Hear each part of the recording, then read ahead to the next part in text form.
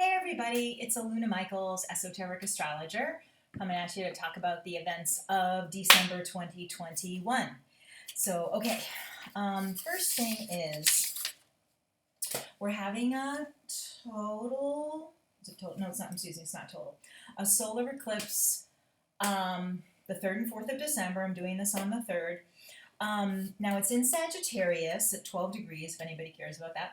And it's solar eclipse is a new moon eclipse, we can also say that, when the sun and moon are the same. So sun, moon, and also Mercury is right next to the sun and moon. So eclipses are definitely very strong a few days before and a few days after. And we did have a full moon eclipse 2 weeks ago because they come in twos, one way or the other, meaning the new moon first or the full moon first. So the 3 days before and after are powerful, but also 6 months after an eclipse if it works directly with you. And then there's an interesting tie-in. A year and a half away, there'll be I think it would be a full moon at the same degree as this new moon. And so there's kind of like this whole big picture you can follow. This is if it's working directly with you, if it's right with your sun sign, moon sign, rising sign, your Venus sign, something like that. But just in general, that it's happening, eclipses are giving a glimpse into, like a momentary glimpse in to some area of our lives. And especially because the Mercury's there, it's how we're thinking, what our belief systems are. And being in Sagittarius, Sag is about, the archer and being able to hit the target. So it can be about if your dreams are not coming true, have you, pulled the bow back far enough to have the arrow fly to its destination with enough oomph, right? Or are you liking what you're aiming at? Do you need to aim at something new? Because maybe if there is actions and it's not a lot of oomph, maybe it means you don't really want that result. You want a different one.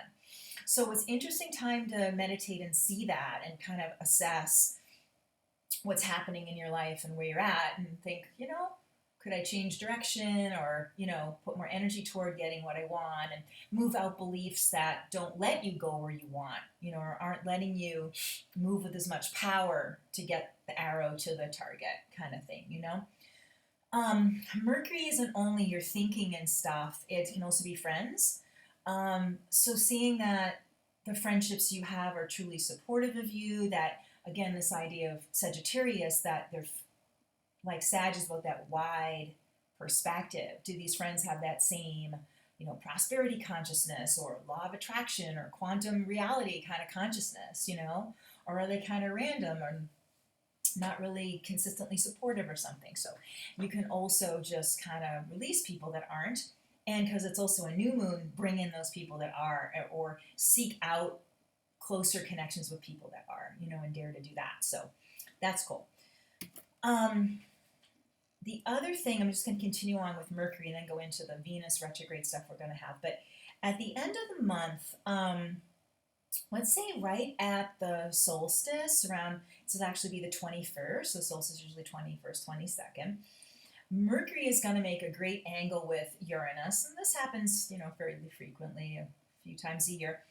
But it's cool that it's happening, like if we're having this new moon, right, the beginning of the month, and the solstice is like the birth of the sun, and it's kind of like really New Year's before we have New Year's, so the birth of the light, at least, right? And so Mercury, again, the thinking and working that great with Uranus. Uranus is like the higher octave of Mercury. So if, Mercury is like, oh, what I think is possible, okay, yeah, I get this. But Uranus is, again, like that quantum idea about, whoa, that's possible?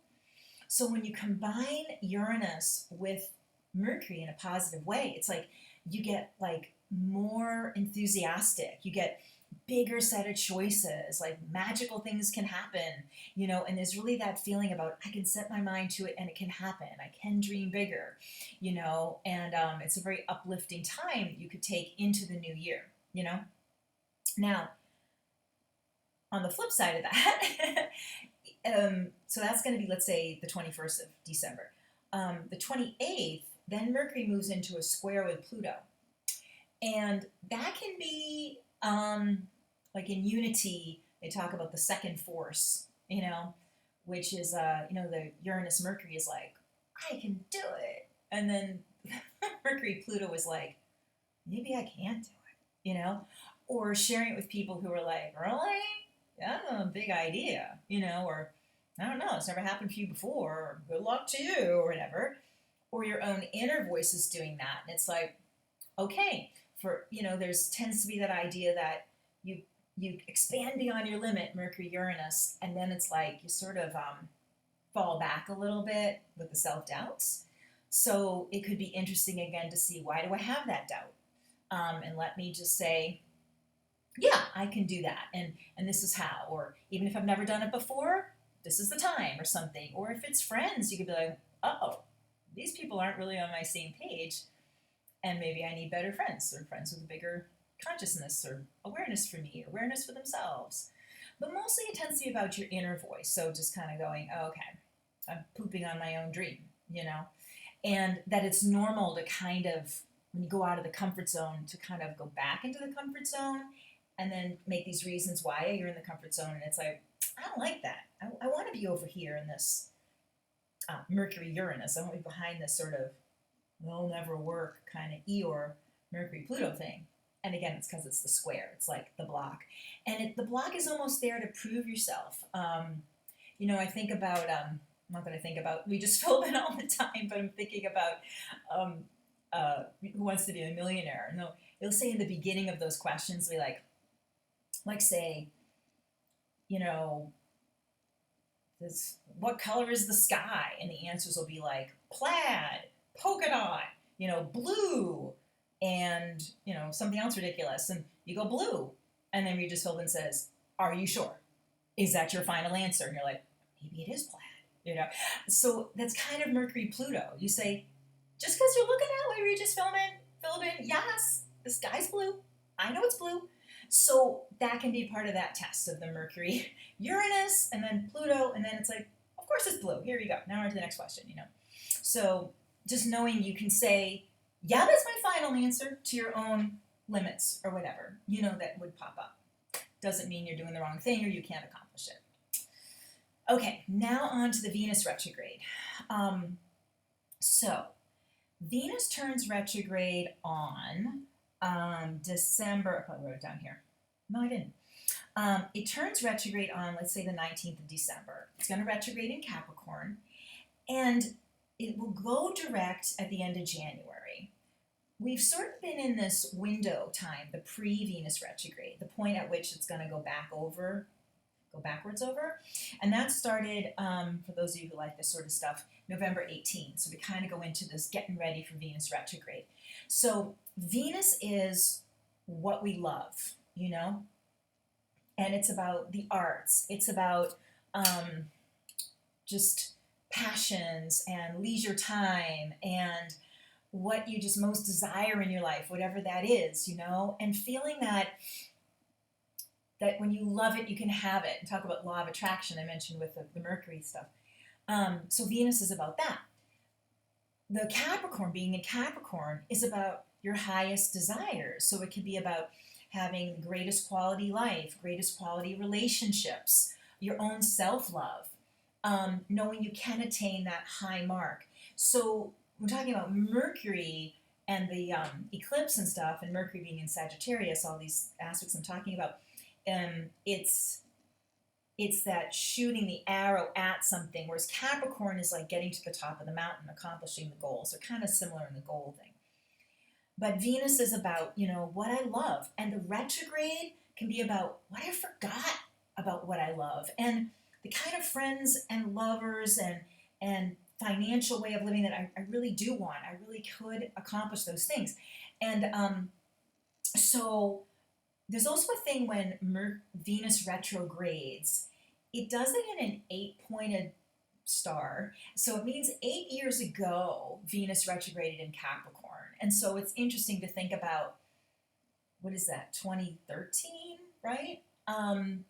what was going on in my life, what were my relationships like, what kind of self-love and self-care, my finances, my financial dreams, the arts, pursuing things, leisure things you love that enrich your life.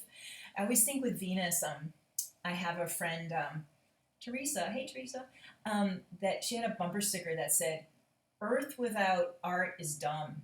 And there's another bumper sticker that says, Earth without art is eh. You're left with the EH. And Venus is like that. It's like, I don't want life to be eh or dumb. It's like, I want it filled with those extra things, that enrich me and flesh me out and make me feel life's awesome.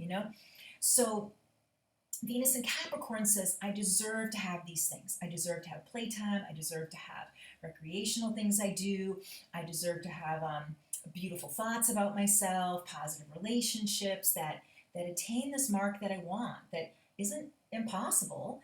It's a matter of sticking with that and saying, I deserve this level of connection and stuff. So back to Pluto. So when Venus does go retrograde, it's right with Pluto. And so even though it will back away from the Pluto, it sort of colors the whole Venus retrograde. When Venus goes direct at the end of January, it will then pass by Pluto again, very last of February, early March. So there's that catch-up period.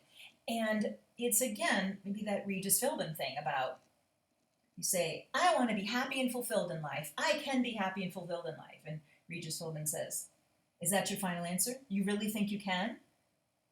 Pluto, like, yeah, I think so.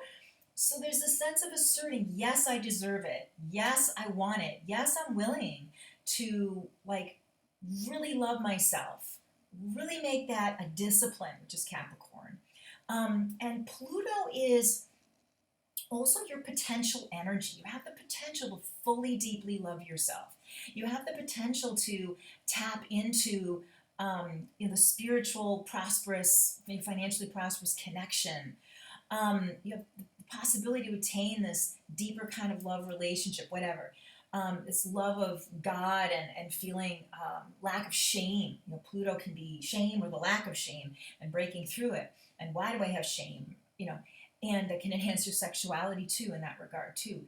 So it's it almost brings it up to make you push away those things that don't allow prosperity, sensual pleasures, feeling full in your body, full in your life, present and stuff like that. So that's kind of that whole journey of that Venus retrograde. And again, looking 8 years ago, was did I like where I was at? Do you need to do?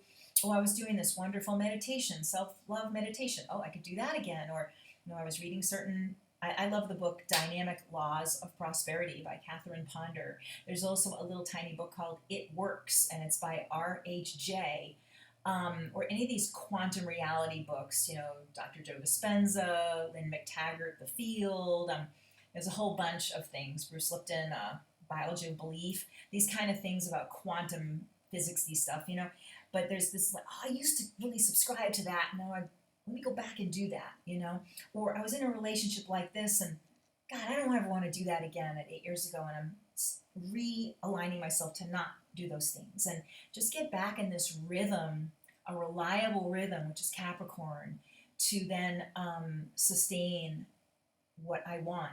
So this idea of the Sagittarius, you shoot the arrow, it's like boom, but Capricorn keeps the arrow going. It keeps you on the steps.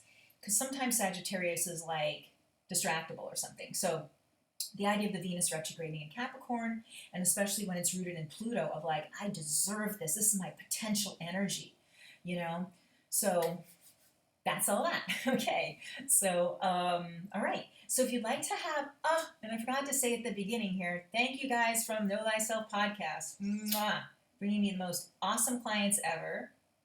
Super cool people who are very, very cool. So thank you guys for that. If you want to check in with me, you could go on my website, alunamichaels.com. You could text me at 248-583-1663. That number will be in the description here on YouTube. And I have a book on Amazon Kindle, the 12 the spiritual gifts of the 12 astrological signs. I also have a PDF if you need that. I don't have Kindle. So just get in touch with me, and look forward to seeing you next month, and bye-bye for now.